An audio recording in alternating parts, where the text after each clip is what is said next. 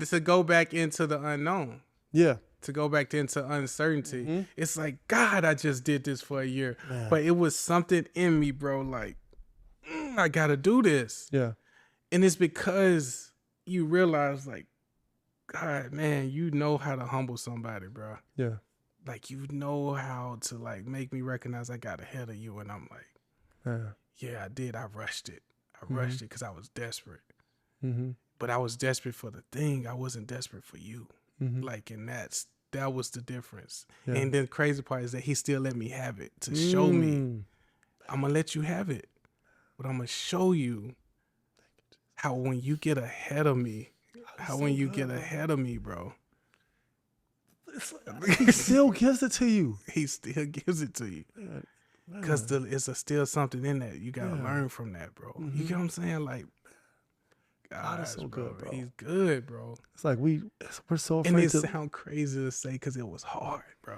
Mm-hmm. It was hard. Like, bro, I was working so hard, man, trying to figure it out. And the moment I was like, okay, God, let me just trust in you. It's hard. I don't want to feel like a failure. I don't want to feel like I'm making a mistake. But once he come out, he's like, Luke, that was your dream you were chasing. You weren't chasing me. You weren't your wife didn't want that. Your kids didn't need that. They wanted you. Man. Bro. Gosh, I gotta. Because you gotta understand, bro, like, bro, I've already destroyed my wife once.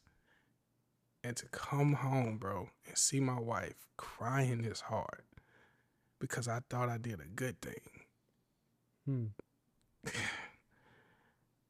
Bro, and God like loved me enough to help me recognize that, to not let me get so far away. Yeah. To make it worse. And he was just like, now you know. Mm-hmm. Now you see what it's like when I'm not in it. Yeah. Now you see what it's like when I'm not in it. All right. Now you ready to quit? And the crazy part is I quit and I got a job. Literally, I didn't work for a whole year, bro. Wow. I quit this joint cold turkey, bro. And I got a job in the best situation literally 2 months later. And because of man, look at that though. Because of your history, you had every excuse not to quit. Every excuse. You literally didn't have a job for a year. A year. All you literally just see in your pockets, savings, everything just draining. And in that moment, God convicts you. It's like, you know what? It doesn't even matter. I'm not even going to worry about it because that's the problem. I was trying to be the security, but you carried me through that season anyways. Man. I let my wife wash her own feet. And if it hurt me, you know I can't fall. I thought I was and want me to stay, bro. You know we chase God, we won't ever chase gold. Lies in the window make me keep a table. Even in the fire, we chase hoes. And we can lose it all, but God will bless us tenfold. We not afraid to lose because we been chose. Being hated and betrayed, but we still born. Guys, welcome back. Like we told you guys we had a continuation of what we wanted to share with you guys. And me and Luke are already like feeling this. So I'm just excited to get into this episode, you guys, and I hope you guys enjoy. But bro, yeah. Have you watched feet? Yeah, man. Have you washed any feet lately, man? Like, just give the people some context behind how we came up with this, and let's start from there. So the context is, and I'm gonna go to it just to read this scripture. Yeah. Make sure you get it right. The context is John just chapter 13, when he is the Son of God. He's gonna be dying anytime soon to take away the sins of the world, and he takes his disciples and he decides to wash all their feet. And just first of all, we wear shoes, socks, Nikes, Asics. I'm not washing nobody's feet right now. Like, and I'm just me. But he's literally the Son of God. He's God wrapped in flesh. And he puts himself in this lowly position that was meant for slaves and for servants. Come on. And he humbles himself before these people Keep in mind, one person's gonna betray him, one person's gonna deny him. They're gonna leave and scatter like pigeons. And he gets on his knees and hands and he washes all their feet. And I was doing a devotional on this, and just the leadership aspect of this was really important, because as a leader, whether we're leading our children, our families, or on our job and ministry, how often do we humble ourselves and do something that even the custodian wouldn't do? How often do we humble ourselves and really do the dirty work that is actually degrading? Yeah. That's really humiliating. It is. It and, is. And just as with this context, please continue with just your story with you and your wife finding her in that closet, you know? Yeah, that moment, I remember going in, that moment rocked me, bro. Like she was having a breakdown, because you got to think about it. She's working a full-time job. She's trying to homeschool, and she's trying to take care of a 2-year-old and a 4-year-old. And make sure dinner is fixed, make sure she's doing her job, make sure she's has a house, like, you know, halfway decent and clean, and still trying to be a wife, right? Yeah. And bro, like, I remember seeing that, because I walked in, I was exhausted, but I come in and I go look for her and I see her. In that moment, bro, like, I almost broke down, like, in the bathroom. Like, once I closed the door to let her have her space, I was just like, what am I doing? Like, what the heck am I doing, bro? Like, the kids out here, they haven't eaten, and they just sitting here, and my wife is in here freaking crying, bro, like breaking down because she don't know what to do. And I knew in that moment, I said, I'm quitting tomorrow. I'm quitting. I didn't come out. This isn't why you brought me out here, Lord. You know what I'm saying? This isn't why you brought me out here. And I don't know what it's going to look like, but I know that I can't have my house look like this. Yeah. There's no way that I can. We didn't move out here to regress this bad. Yeah. Erica ain't never had a breakdown, bro. She ain't never had anxiety or grabbing her chest or hyperventilating because it's so much, because she's handling the whole mantle. She done took her role and my role. Wow. And you realize she can't carry that weight. That's not what God designed her to do. You know, like, Erica is great at her job. She's a great mother.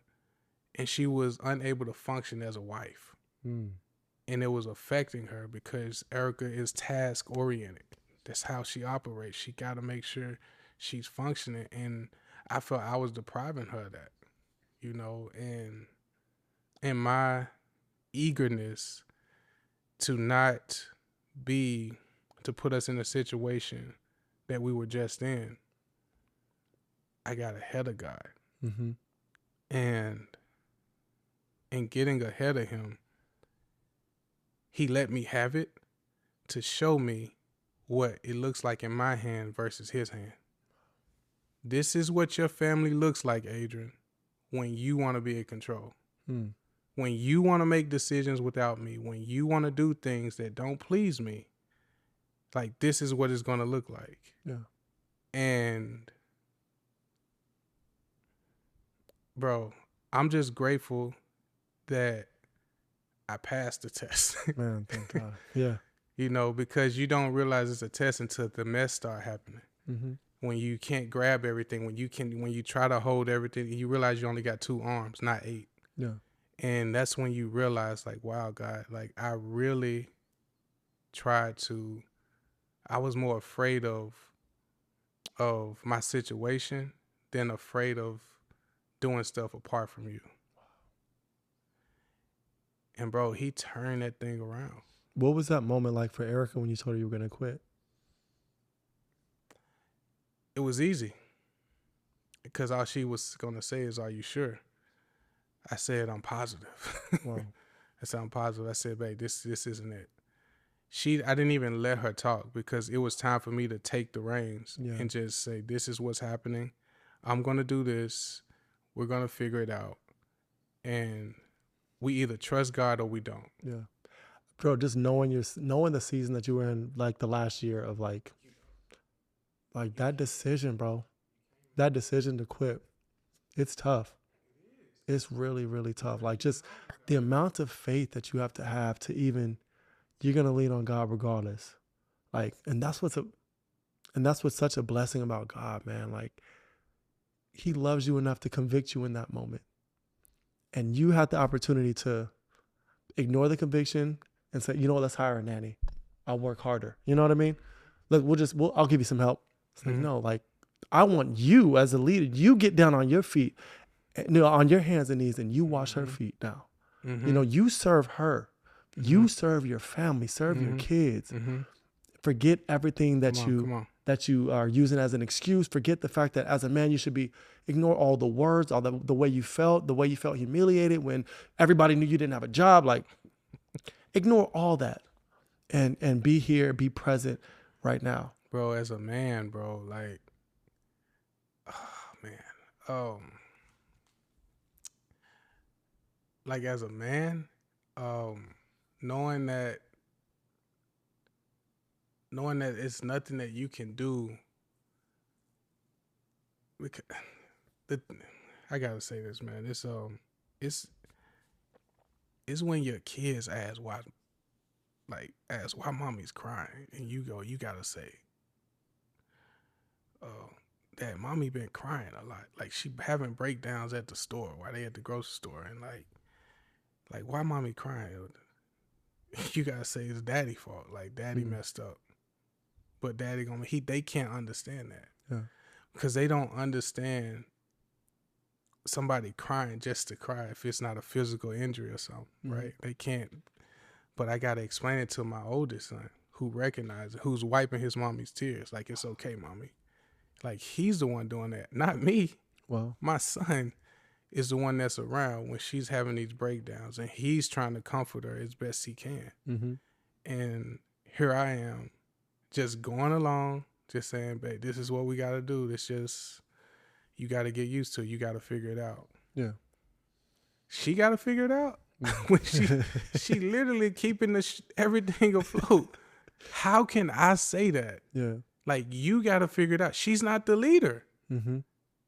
I'm forcing her to be the leader when she's trying to, like, she's literally the disciple of the kids. The reason why the boys know a lot of scripture is because of Erica.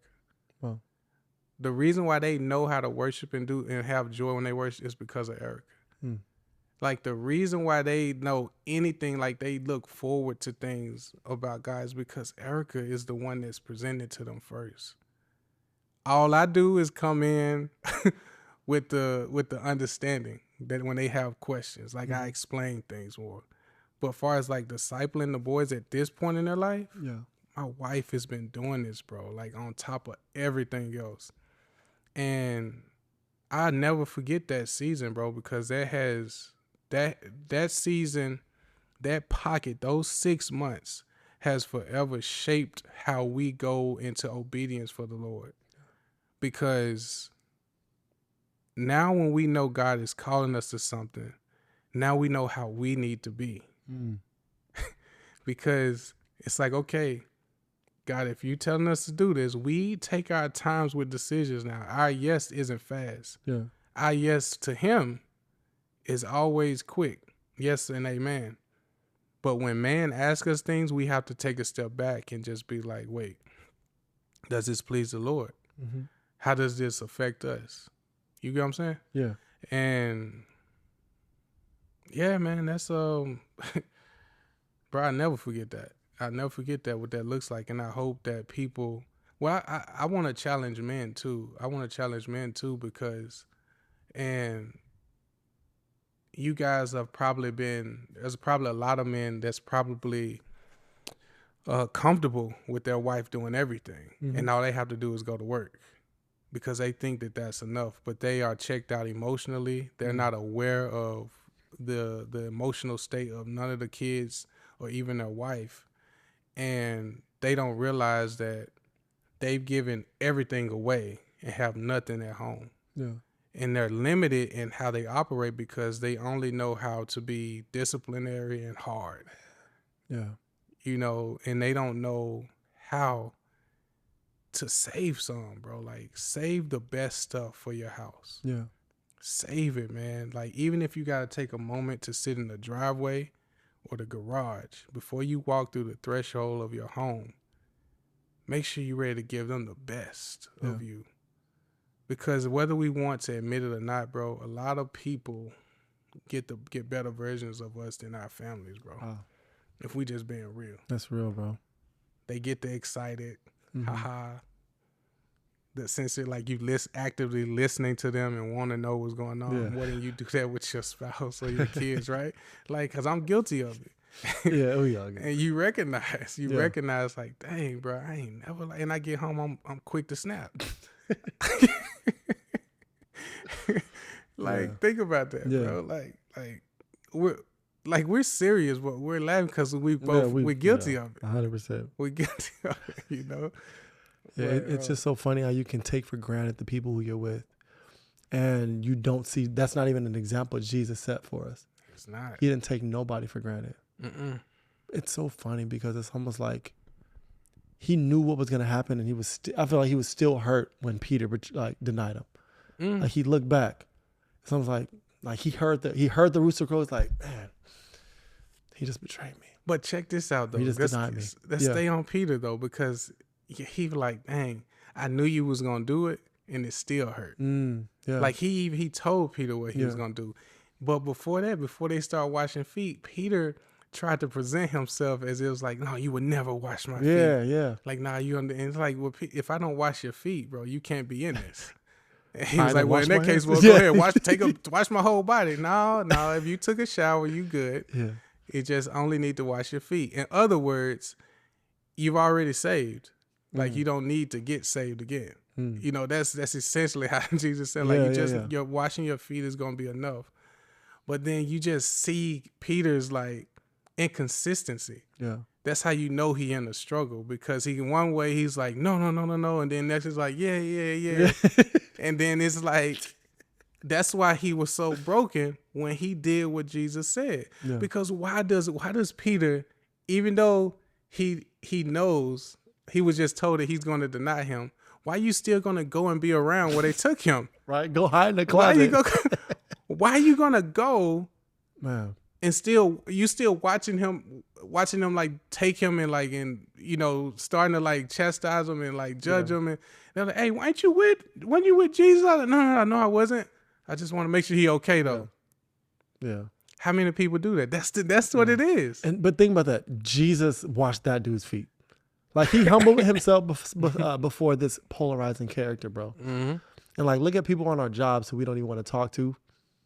You know, like people at church who volunteer who we can't stand. Like what excuse do we have? And I feel like we talked about this last episode, but it's like, and I told my wife, I said, okay, you can have an excuse that's valid, but that doesn't give you a reason to stay complacent. It doesn't give you a reason to harbor resentment. Yeah. It doesn't, because you're the only one that's going to be affected. Your walk, your soul, your spirit, you're the one who's not going to be able to sleep at night. You're the one who's going to now have to numb the pain because you have this situation. So now you don't want to get rid of it. You don't want to be free from it. You want to hold it against people.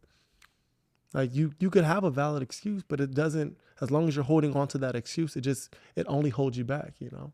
Yeah. Having a reason not to be submitted,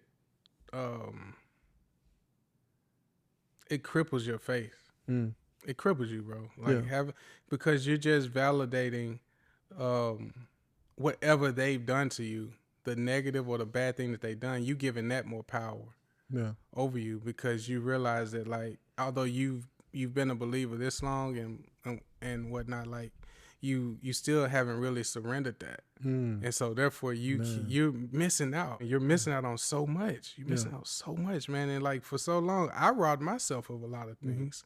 I robbed myself of peace because I kept partnering with like just past like traumas, like past things, and just allowing it to bring bitterness to me, you know. And I know you've experienced that too, you know, with your family as well.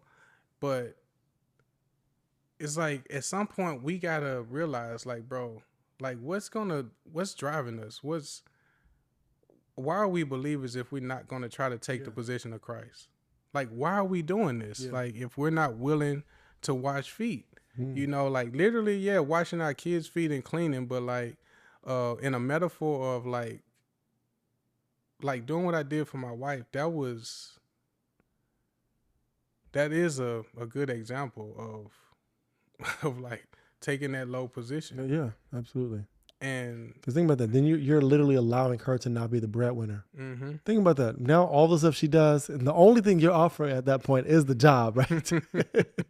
Only And you're thing. taking that. And we just got the house. And we just like think about everything Yeah. we just got put into. And for me to just make that decision or just like have that awareness to like, I gotta do this. Like it's no other way. It's no other way, bro. But even more importantly, and like you said, now we can like wrap it up with this. When you did submit, you did cut that off. God then gave you everything that you actually needed. You know, he gave you that correction that was necessary in your home, but also that was necessary for you mentally. Yeah. Because you were carrying that stress of, if I don't do this, what's going to happen? Yeah. Well, God shows you, if you don't do this, what's going to happen is you can give it to me. Yeah. And I'll take you to where I want you to be. Mm-hmm. And the thing is, you have to trust that his direction is the direction. What you've been doing is sinking sand. That's all it is. And guys, the encouragement from this is that I think that's my kids knocking on the door. Okay. And come on in. Can y'all wait a minute? Close the door and wait a minute. That's my kids coming back from the grocery store. But the encouragement is this, guys. If you guys take anything away from this episode and my personal testimony, is to reflect on what you've done in your life or in this season of life where you know you've gotten ahead of God and therefore you're just experiencing more frustration than you are blessing. And that's where you need to take a step back. Like, God, what is it that I need to let go and let die and surrender to you so that I can get the blessings from you organically and receive a peace and joy knowing that you are in control and I've surrendered my will to your will. It's time for me to take that low place in my life, in my walk with you, as your son did, who died for my sins and all of ours. So I'm sorry, guys. I just pray, Lord, these freaking kids. What the heck is happening? Bro. Anyway, I love you guys, and I pray that you guys are encouraged from this episode. This is my life, and that's my family that I love. But this is the Evening Podcast, and I hope you guys come back with us on the next. And if it hurt me, you know I can't fall. Bad that I was.